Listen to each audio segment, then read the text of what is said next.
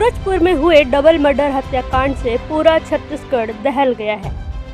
पहले बलौदा बाजार, फिर कवर्धा का लोहारीडीह और अब छत्तीसगढ़ का सूरजपुर बदले की आग या फिर यूं कहे कि न्याय की मांग की आग में जल रहा है। प्रदेश में बढ़ते अपराध को रोकने में सरकार और पुलिस प्रशासन पूरी तरह से नाकाम नजर आ रही है, जिसे लेकर विपक्ष सरकार को घेरता हुआ नजर आ रहा है। इसी बीच छत्तीसगढ़ प्रदेश कांग्रेस ने बढ़ते अपराध को लेकर आज प्रेस कॉन्फ्रेंस किया, जहां पूर्व मंत्री टी.एस. सिंहदेव ने सूरजपुर हत्याकांड और दुष्कर्म जैसे संगीन अपराधों पर प्रकाश डालते हुए क्या कुछ कहा, सुनिए। बिगड़ती जा रही कानून व्यवस्था की कड़ी में सरगुजा संभाग के सूरजपुर जिले में विगत दिनों बहुत ही विभत्स, बहुत ही गंभीर दुष्कर्म की घटनाएं सामने आई हैं। दशहरा के दिन एक आदिवासी बच्ची को रावण दहन के कार्यक्रम के बाद कुछ युवक अपने मोटरसाइकिल में बैठा के ले जाते हैं। दुष्कर्म की संभावना है। मरा हुआ संभवतः सोच के रास्ते के बगल में छोड़ देते हैं। बच्ची को गंभीर चोटें हैं। बाईं आंख में बड़ा सूजन है। बच्ची के बयान अनुसार काफ़ी मारपीट भी उसके साथ की गई। उसने बताया कि कुछ पदार्थ उसको या तो पिलाया गया या सुंघाया गया और बेहोशी की हालत में उसको अगवा किया गया। पुलिस ने रिपोर्ट नहीं लिखी। माननीय मुख्यमंत्री जी का संभावित दौरा था, बावजूद उसकी रिपोर्ट नहीं लिखी जाती है, एफआईआर नहीं होता है, एमएलसी नहीं होती है। और सूरजपुर जिला अस्पताल से जब मेडिकल कॉलेज अंबिकापुर रेफ़र किया जाता है, फिर भी कार्रवाई नहीं होती है। परिवार के बुजुर्गों से, बच्ची के पिता से मैंने फ़ोन से भी बात की। उन्होंने एक ही बात कही कि हमें न्याय चाहिए। पता करने पर कि एमएलसी नहीं हो रही है, बच्ची की देखरेख भी ठीक से नहीं हो रही है, ऐसा सुनने में आया था। आईजी से बात किया। आईजी साहब के बात के उपरांत मुझे बताया गया कि लगभग 8 बजे के आसपास पुलिस वाले रात को पहुंचे और शायद बयान इत्यादि लिया। बच्ची अभी भी अस्पताल में है।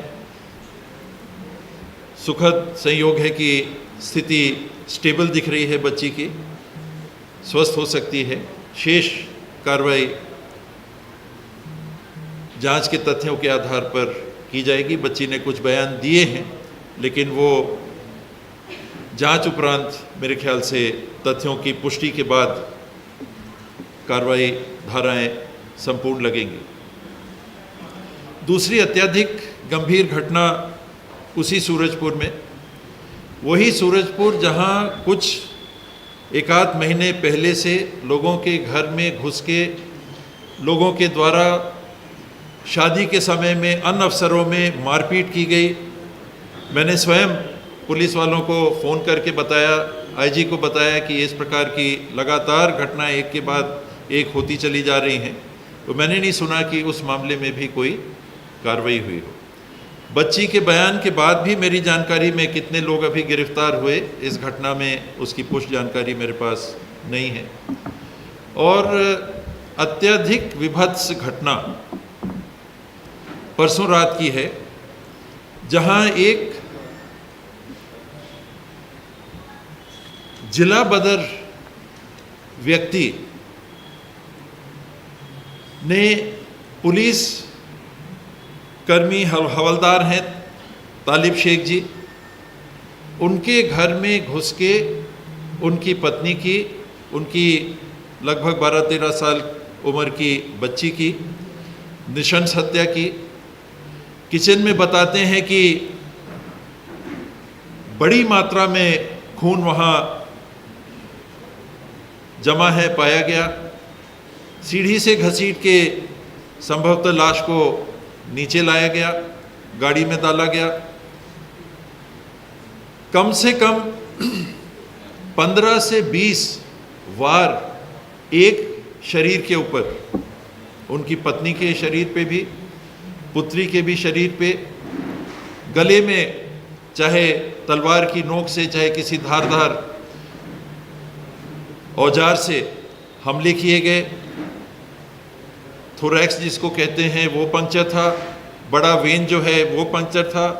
मल्टीपल वुंड्स गर्दन पे हैं, छाती पे हैं, एब्डोमेन में है, कहीं जांघ में है, पीठ में है। ऐसी निर्ममता से हत्या की गई।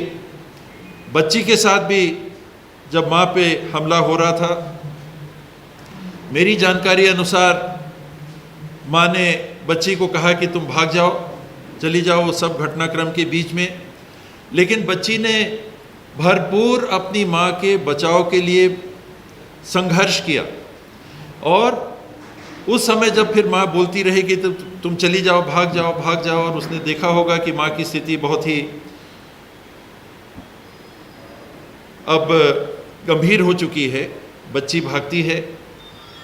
दरवाजे को, इसमें दो बातें फ़िलहाल आ रही हैं, पूरी जांच होगी तो वो जानकारी आएगी। किसी ने मुझे बताया कि कमरे में अपने आप को बंद करती है, किसी ने कहा दरवाजे को बाहर से बंद करती है, घर के दरवाजे को। एक प्राइवेट क्वार्टर महगावा गांव है रिंग रोड के ऊपर, जहां सूरजपुर और महगावा की सीमा लगती है, वहां इनने क्वार्टर किराए पे लिया था। नीचे का दूसरे के पास था, पुलिस ये रेलवे विभाग के कोई कर्मी हैं उनके पास था, वो छुट्टी पे थे।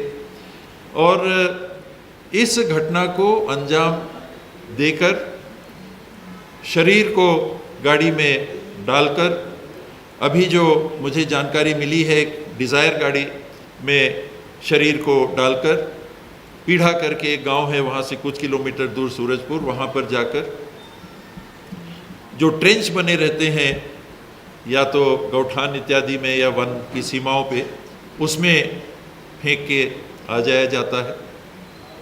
ये जिला बदर व्यक्ति, लोगों ने बताया, दुर्गा पूजा के कार्यक्रम के दरमियान तलवार भांजते हुए भी देखे गए। दुर्गा विसर्जन में रेण नदी में जाके दुर्गा विसर्जन में भी खुलेआम भाग लेते देखे गए। उस रात की घटना, जिस रात ये घटना हुई, उस रात के ये वाकया हैं। वहाँ से लौट के आते हैं तो ये जो हवलदार हैं उनको फ़ोन करके वो बोलता है कि मैं थाने के पास खड़ा हूँ, तुम आ जाओ। हवलदार वहाँ पहुँचते हैं, उसके ऊपर गाड़ी चढ़ाने का प्रयास करता है और पुलिस पीछा करती है, वो पृथक हो जाता है, पुलिस पकड़ नहीं पाती। किसी ने कहा शायद फायर भी किया पुलिस ने, मुझे पुष्ट जानकारी नहीं है। लेकिन ये करीब 9:40 के आसपास की घटना लोग बताते हैं थाने वाली। इसके बाद वो रात को घर पहुंचता है संभवतः 11:30 बजे के आसपास और ये विभिन्न घटना को अंजाम देता है। जिला बदर व्यक्ति घटना के दिन इस स्थिति में देखा और पाया जाता है। कानून व्यवस्था को लागू करने वालों की स्थिति के बारे में आप स्वयं सब जागरूक हैं, अंदाज लगा सकते हैं। इतना ही नहीं, दुर्गा सप्तमी के दिन एक कार्यक्रम हो रहा था जिसमें शहनाज अख्तर जी का बताते हैं कि कार्यक्रम था, लोग एकत्रित थे, कुछ लोग घरों की ऊपर से कार्यक्रम को देख रहे थे। ये जो हत्यारा है कुलदीप साहू और इसका बड़ा भाई संदीप साहू, ये भी कार्यक्रम को ऊपर से देख रहे थे। एक व्यक्ति के साथ बाती बाता होता है, ये लोग उसको ऊपर से फेंक देते हैं, नीचे छत से नीचे फेंक देते हैं। ये जिला बदर व्यक्ति की गतिविधियां दुर्गा सप्तमी के दिन की मैं आपको बता रहा हूं। जिस दिन ये विभिन्न कांड हुआ उस दिन की मैंने आपको पहले बताई। इस व्यक्ति को, इसके भाई को, ये भाग जाता है कुलदीप और संदीप दोनों वहाँ पर मौजूद रहते हैं जहाँ की छत से फेंका जाता है नीचे। कुलदीप भाग जाता है, संदीप हिरासत में आता है। पुलिस संभवतः कुछ कार्रवाई करती होगी और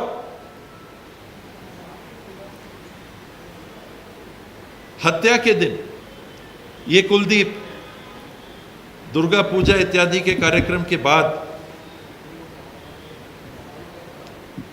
पुराना बस स्टैंड है सूरजपुर का, अभी शिफ्ट हो गया है नए रिंग रोड में। यहाँ पर नगर पालिका की दुकानें हैं इत्यादि, कई लोगों के घर हैं। उन नगर पालिका की दुकानों के पीछे इन लोग का घर है, साहू परिवार का घर है। वहाँ एक होटल मोनू बिरयानी सेंटर, इसमें ये व्यक्ति पहुँचता है। आरक्षक घनश्याम सोनवानी और मृतक पत्नी और बच्ची के हस्बैंड तालिब शेख, ये वो दो लोग हैं जिन्होंने सप्तमी के दिन कार्रवाई की थी। तो ये घनश्याम सोनवानी यहाँ बिरयानी सेंटर में बैठे रहते हैं। ये बेखौफ व्यक्ति आता है, कढ़ाई लेके गरम तेल इस व्यक्ति के ऊपर फेंक देता है और वहाँ के बाद की बाकी घटनाएं मैंने आपको सुनाई।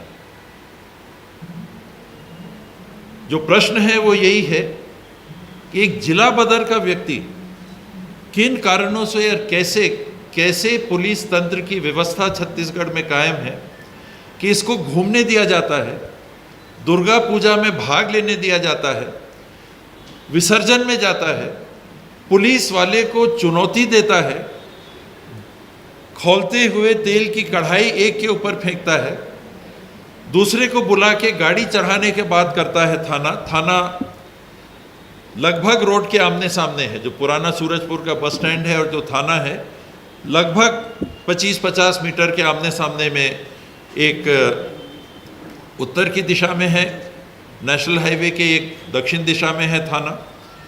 यहाँ की घटनाक्रम होती है और हमारा शासन, हमारा प्रशासन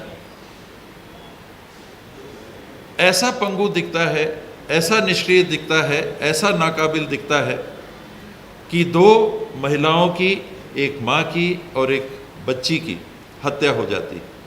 जिला बदर का व्यक्ति इसके पूर्व जिले में घूमता हुआ पाया जाता है। मैंने दुर्गा सप्तमी का आपको जिक्र किया। जिला बदर के व्यक्ति के ऊपर 20/10/2023 और जिला बदर की भी जो बात है 20/10/2023 अभी जो रिकॉर्ड आया, धन्य जी, नहीं ऐसे 20/10 का ये जिला बदर का आदेश पारित हुआ। तो ऐसे हमारा छत्तीसगढ़ चल रहा है। जिला बदर व्यक्ति को अगर जिले के बाहर रखने में ये शासन तंत्र और पुलिस तंत्र सफल रहता तो ये जान ही नहीं जा सकती थी।